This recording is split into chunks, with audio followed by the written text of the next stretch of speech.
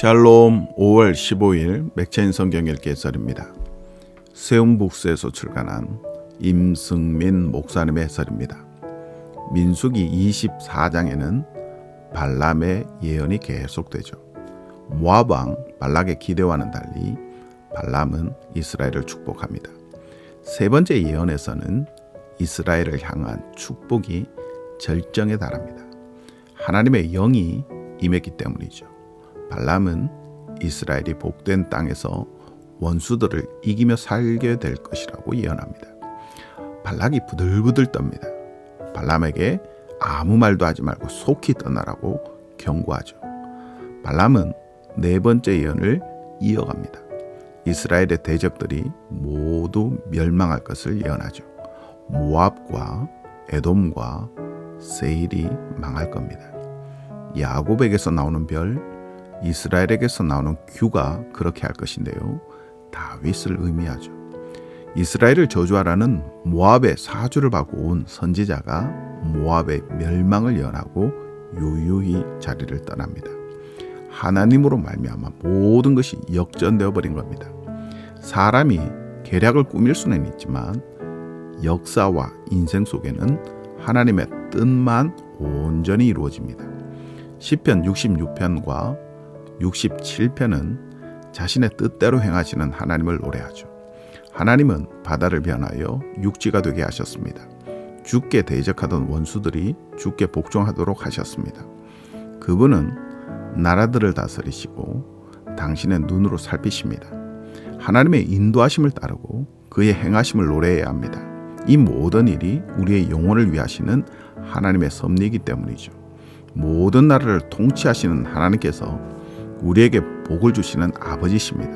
그분을 노래하고 그분의 도우심을 구하며 그분께 순종하는 것은 성도의 마땅한 자세입니다. 이사야 14장은 이스라엘의 회복과 대적하던 나라들의 멸망을 말합니다. 바벨론이 망하는 날에 이스라엘은 회복될 겁니다. 하나님께서 이스라엘을 불쌍히 여기셔서 다시 원래 땅으로 돌아오게 하실 겁니다. 바벨론은 완전히 멸망당할 겁니다. 교만하기 때문이죠.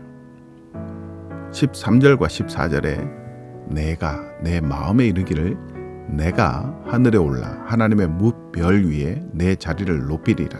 내가 북극 지폐의 산 위에 앉으리라. 가장 높은 구름에 올라가 지극히 높은 이와 같아지리라 하는도다. 아수르와 블레셋도 마찬가지입니다. 하나님은 이 악하고 교만한 나라들을 소멸시키시고 곤고한 백성들을 받아주실 겁니다. 하나님은 생각하신 것을 반드시 되게 하시고 경영하신 것을 반드시 이루십니다. 이 세상은 궁극적으로 하나님의 생각대로 움직이고 있습니다. 하나님을 믿고 의지하시기 바랍니다. 하나님의 말씀에 순종하시기를 바랍니다. 베드로전서 2장은 이 땅에서 나그네와 같이 사는 성도들에게 순종을 권하죠.